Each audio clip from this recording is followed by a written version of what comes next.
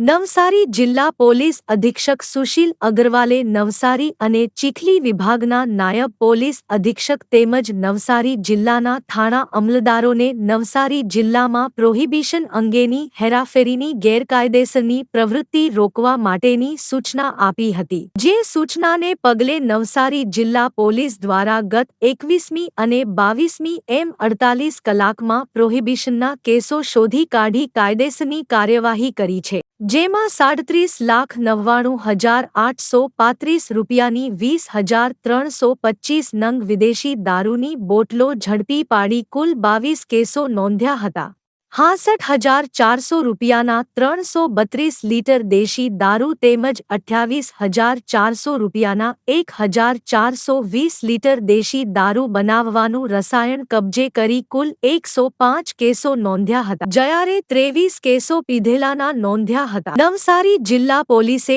38,94,135 રૂપિયાનો પ્રોહિબિશનનો મુદ્દામાલ અને 20,60,864 રૂપિયાના વાહન, મોબાઈલ અને અન્ય મુદ્દામાલ મળી કુલ 59,55,499 રૂપિયાનો મુદ્દામાલ કબજે કરી પ્રોહિબિશનના 150 ગુનાઓ નોંધી આગળની તજવીજ હાથ ધરી છે.